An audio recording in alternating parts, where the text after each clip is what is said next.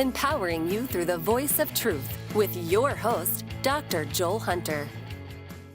Hi everyone, I'm Dr. Joel Hunter, host of Power Talks, empowering you through the voice of truth.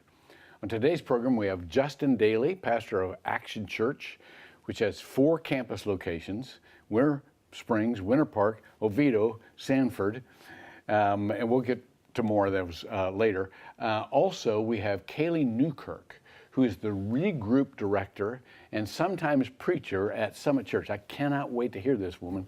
She has a great reputation, which has campus locations in Winter Park, Lake Mary, and Waterford. And we're going to talk about some ways that Christ builds his church.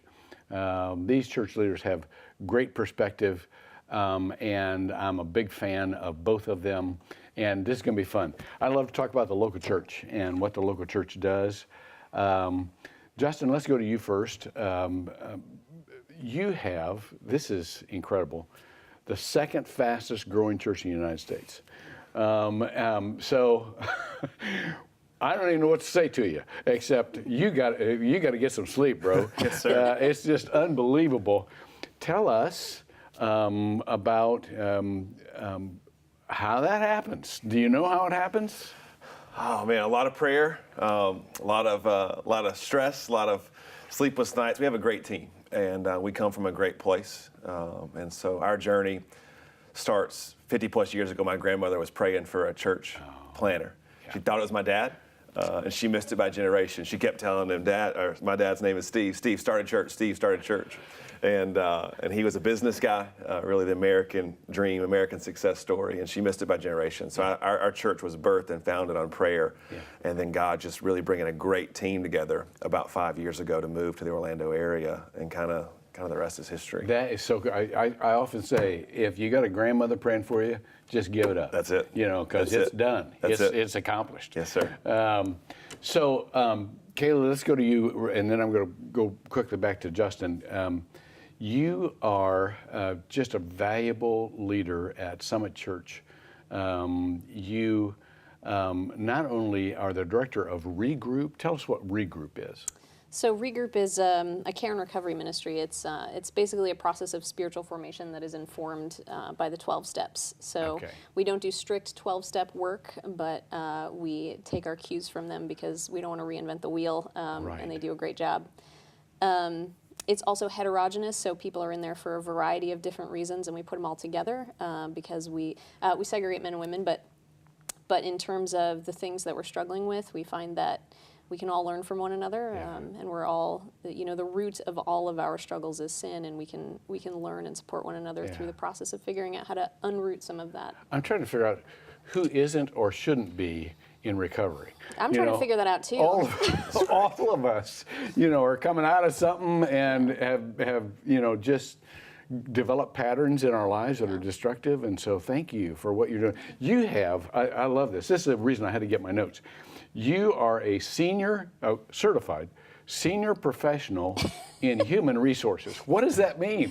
I don't really know what that means. I studied and took a test is what that means. I started working for Summit doing bookkeeping and human resources on a part-time basis back in like 2007 or something like that. And I guess I wasn't very good at that because now they have me teaching. So, well, you were discovered. A star is born. And just while we're kind of playing around at the edges here, I want to talk just for a moment about your golf game, Justin. You could have gone professional, maybe still could. How does that? Where were you playing golf before the Lord just kind of said, "No, I want you to come and work for me"? Sometimes my wife wishes I would have stuck to golf. She's like, there'd be a lot less stress. I know, a lot less people problems. Really, yeah. A lot less recovery needed. First of all, I know that whatever title is, she's way smarter than me because I'm gonna have to look up 3 words that you just said in your answer. But I played on a golf scholarship in Alabama, and and the Lord saw fit to call me into ministry at 19 instead of pro golf, and so we don't always understand why He does what He does. My wife asks it all the time again, but we love what we get to do, but I still get to get out and play golf with my boys and church members, and so still get to have fun. It's very evident from our perspective, from my perspective, why He called you into ministry, because Action Church is just doing so much in our community, not just growth-wise, although I do want to examine that a little bit more, because pastors who listen to this program and other church leaders go, what do they have? Like, how, there's got to be some elements that we could adapt or at least approximate, in our own congregations. So let's talk about that, because there's so many close friends I have who go to Action. Becky and I are still going from church to church and seeing what all the Lord's doing. But my grandson goes there. Many close friends go there. They love it. What are the components in Action Church that you think really sow the Spirit of the Lord into people's lives? Yes, sir. We have a mission statement that we believe is not just something that you put on a wall, but it's something that has to be lived in the halls of the church and in the community. And so our mission statement is we exist to reach people where they are and connect them to everything God has for their life. And it's really intentional with the language, where they are. To reach people where they are, we have to go to where they are. And so we can't just sit in the four walls of our church. And so we have a saying that we meet the need so that we can arrange the meeting with Jesus. And so as he walked through the crowds, he was meeting needs, he was healing people. And sometimes that's supernatural, but a lot of times that's a meal. That's paying for a school backpack, that's paying for tuition, that's coming in and meeting needs. Whatever community we go to the schools, the school board, local organizations, partners that are already doing a great job. And we say, how can we help you? We have resources, we have people, you have mission, and let's just go help some people. So reaching people where they are. With hurricane relief, disaster relief, the Pulse shooting here, we were some of the first people on the ground. I'm from Alabama, so we're last on every list. I'm not brilliant, but I know if people are hurting, they need help, and help comes in the name of Jesus, and so we're just going to go and help people. And then the second thing, connecting people to everything God has for their life. I think a lot of times church has been about what the pastor is saying or the worship leader is singing or come watch this deal. And we just firmly believe in the book of Ephesians that our job is to equip the saints, equip our church for ministry. And so we try and create a place that's not to come and serve the mission of Action Church, but what are the gifts God's put inside of you? How can we make your story and our story intersect and do something great for the kingdom? How do you do that? I mean, you're talking about equipping the saints for their daily lives. So how do you do that? We say everybody has a next step. And so every single Sunday, everybody in this room, myself included, I have a next step today. There's something that God is calling me to do, take the next step. I think what's strategic or specific to Action Church maybe is that we define that for them. So it's not ambiguous. It's not just saying this generality. It's maybe it's action steps, which would be our growth track. Maybe it's a small group. Maybe it's an outreach. And so we're not only saying you need to take a next step, we're giving them the practical options that day where they could leave Sunday, Monday, Tuesday, and take that step. Well, you remember in college that multiple choice answers were always easier to come up with than essay. Just a blank sheet. Yes, sir. Give us your answer. So that's great. Kaylee, Summit Church has just such a great reputation in this community for being a part of serving the most marginalized in our community. I was talking with Steve, who runs the station here, and he talked about coming there to nice serve and coming out of a smaller church, and he thought, well, if I show up a little late, there's going to be 20 people there, and so they'll be glad I'm there. And he drove in the parking lot, and there were like 1,000 people waiting to go out on a Saturday, to do these different projects. Tell us about the philosophy that Summit has for serving the community and the different ways that you do that programmatically and then also personally. Well, I won't do as much justice to this as someone in our community engagement team, but I'll take a shot at it. I think that Summit has always felt it. One of the things that your son used to say that I absolutely loved was that if we have to choose between keeping you or reaching the lost, we're going to reach the lost. And I just love that. And I think that I think that in churches, we sometimes, and by we I mean me, sometimes you walk into a church and suddenly it's like you're driving in Orlando. Like as soon as I get behind my wheel, I'm entitled. I suddenly think I should be the first in every lane, and no one should be able to get in front of me. And and I think we can do that with our churches sometimes. We walk in and suddenly we think we own the place and that someone owes us something.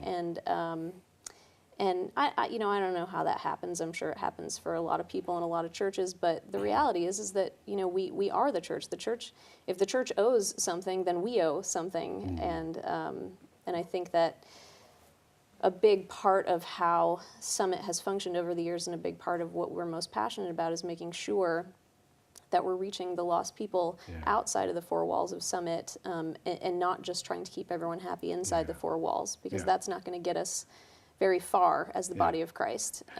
Let me push a little bit further into that, because to me, when we talk about recovery, focus on the other person, serving someone else is a part of our recovery from the terrible, centeredness that comes from the pain of our brokenness. When you're in pain, you pretty much can't think about anything but that pain.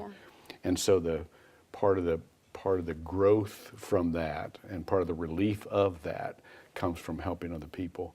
Absolutely. Is that part of the regroup process you have? I mean, yes. I mean, so I'll share a little bit of my story. When I first moved down here to Florida, I was in a pretty dark place, morally and spiritually. I became a Christian later in life, and my whole family is in recovery for something. My mom for codependency, my dad for alcoholism, my brother was a recovering substance abuser before we lost him 3 years ago to an accidental overdose. So we're like the golden corral of dysfunction. Wow. We just have like a little bit of everything in there.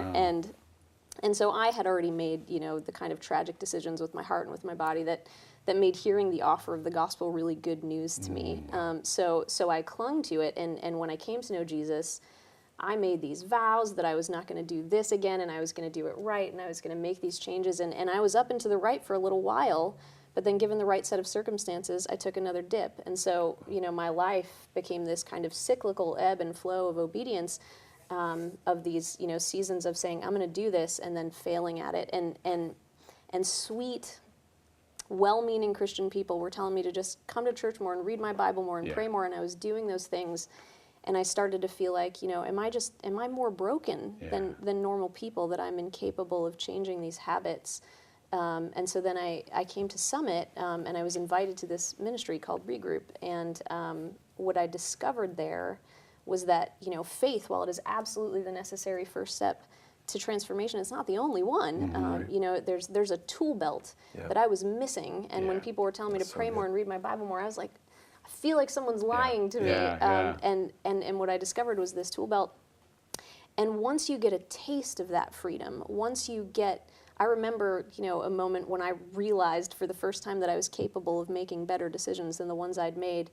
And I cried my eyes out, and I thought, change is possible, even for me. And so therefore it's possible for everyone. And once you get a taste of that freedom, I mean, you can't help yourself but tell other people about it. You can't help yourself. You just want everyone to experience it.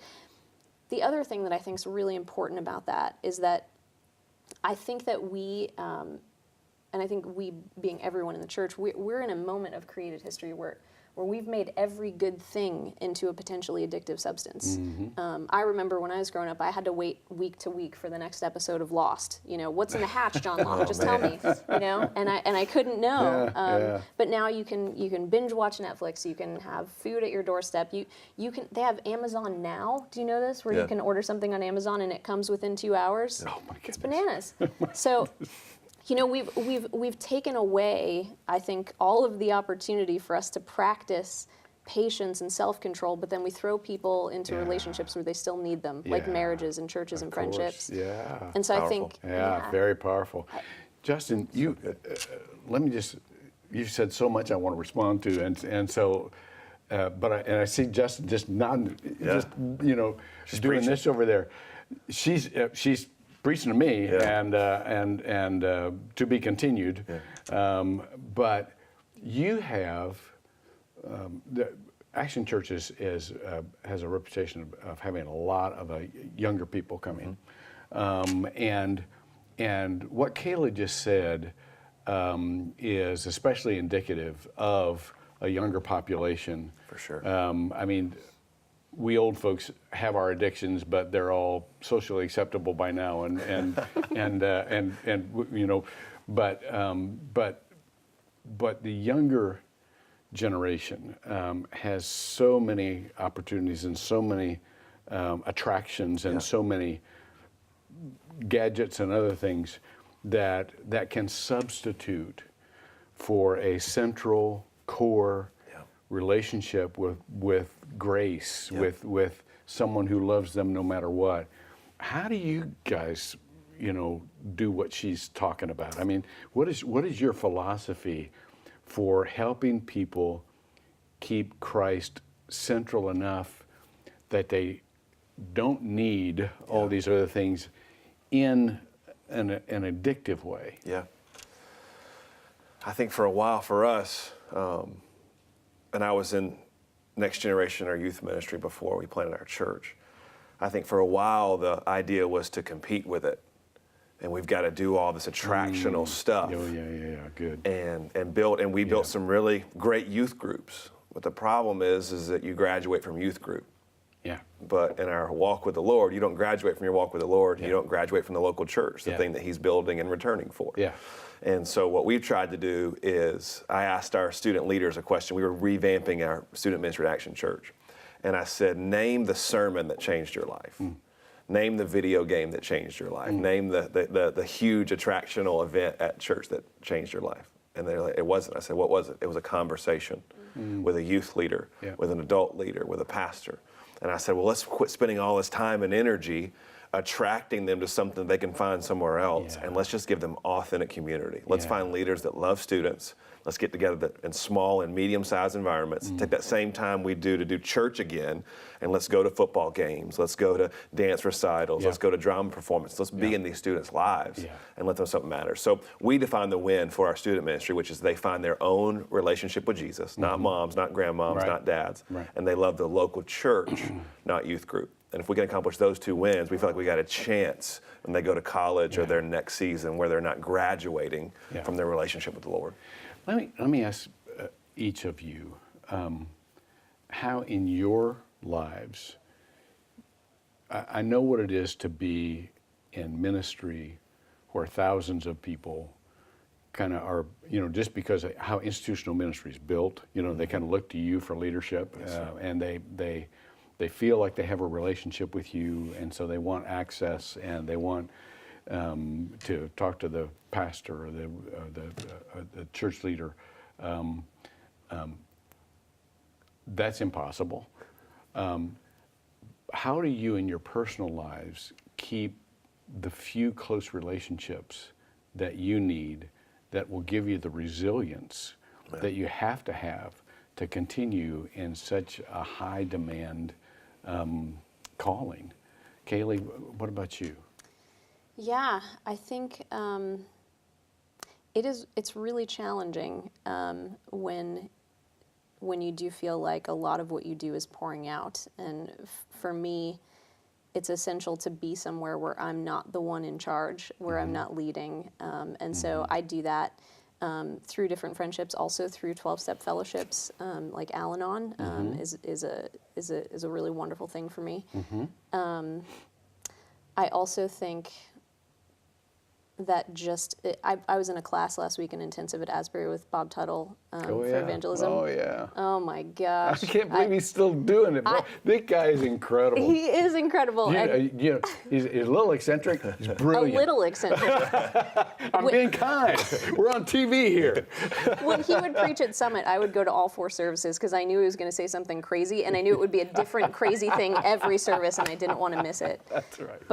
But yeah, I mean, doing things like that, and that I'm not in classes all the time. It was just 1 week, but it reignited my passion to just be near to Jesus. I think particularly with teaching, like we read a lot, read commentaries, read the Bible. You're always reading about God, and I can slip easily from devotional reading to study and not realize that it's happening until I'm so parched that I don't know what hit me. And I think having having a rhythm for those things in your life where, like once a quarter I'm going to take a class, or I'm going to do this, or I'm going to, do a conference, or something that allows me to be near to Jesus just for me, not for everybody else, is really important. That's good. Justin, what about you? Well, I tell our church all the time, because it happens every week, I need to meet with you this week. And I tell them my name's Justin, not Jesus. Yeah, good. And so I didn't die for you, and I can't solve all your problems.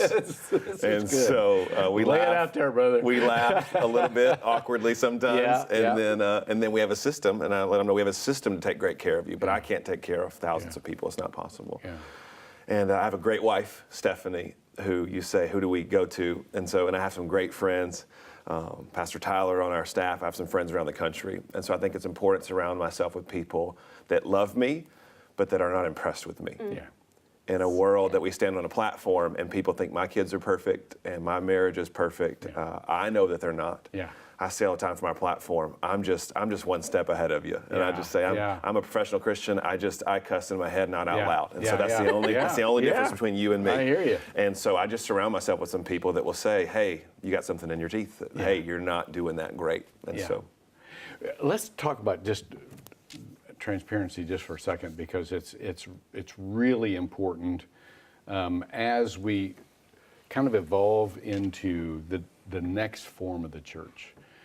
For decades, we've had kind of this institutional, hierarchical, point person, and by the way, you guys give me great hope for the next generation of the church. I mean, it's just, I love watching what the Lord's doing in your lives, and so it's really fun for me to talk to you and with what you're doing, but it's important for the next generation of the church to be clear that we're still broken and we're still kind of trying to work it out ourselves here. And that's tough to do when you're up on stage and you're giving everybody advice and they assume you're not broken anymore. Kayla, you're really open in your testimony about where you're coming from and what you're still struggling with. Justin and both of you do this great with humor. Humor is a great revealer. It's a kind of a safe way to say, yikes,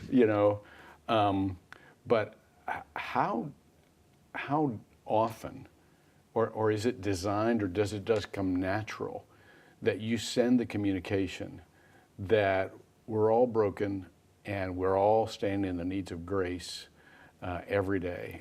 How do you do that? We coach our communicators, and I try and put the filter of I don't preach from my journal yesterday. I preached from my journal 6 months ago, and so I want to be very transparent, but I don't necessarily want to be extremely vulnerable. I gotcha. And so I don't want to preach while I'm going through it. I'd like to preach from what God has brought me through. I gotcha. Yeah. So I'm very open with where God has brought me. Yeah, that's very good. And not right in the middle of it, because in the middle of it I still could be a little confused on where I am and where the Holy Spirit is and where the finish line is. Yeah. And so I say preach from your experience, but preach from a place of victory. Well, the other part of the wisdom of that is if your trauma is too current, it's like you're loading onto the congregation stuff they can't do anything about. They can't help you with this. All they can do is feel bad, and that leads them to, a real sense of frustration. Yeah. Kaylee, what about you? I agree so much with what Justin said. I think on occasion, I probably do err on the side of delving a little bit more into the current, mostly for the sake of, now I'm really lucky because I'm under the pastors at Summit, so we always do our preview, and they can coach me on whether or not I'm going to say something that's just inappropriate or heretical, hopefully not. But I recently preached on forgiveness. This was a couple of weeks ago at Lake Mary, and it was one of the hardest sermons I've ever given because I am in it with someone I love right now, and we haven't spoken for a few months. And I said to the teach team, I'm going to write this sermon because that's my job, but I don't know if I can preach it in good conscience. And if I can't be honest up there, I don't want to say anything at all because nobody needs that. Nobody needs me to pretend like I have it together. They don't need me to be graphically vulnerable, but transparency is important. And so there's a difference. Don't you just hate it when I used to tell my congregation, look, I'm just preaching to myself. If any of you get anything out of this, that's great. So this is what I need to tell. This is what I need to carry through on. Well, you guys are, I love what you're doing. I love the kind of leaders that not only you are, but you're developing. That's really key because the origin of Christianity was a movement, not an institution. And we got to rediscover that part because it's only by people who are actually living out Jesus in their everyday lives that we're really going to impact this world. So thank you for what you're doing. And thank you for giving this old guy hope about the future of the church. Thank you for having us. Gosh, Thanks glad to. much. We're out of time. I hate it, but I want to thank you all and Justin and Kaylee for joining us on Power Talks. Remember, these discussions are just that. They're discussions among us. But we'd love to see you continue the discussions at home and go one step farther, get involved. Because when Power talks, you're empowered through the voice of truth. See you next time. You just watched Power Talks, a Good Life 45 original production that makes you part of our Hope team here on Good Life 45, where hope happens.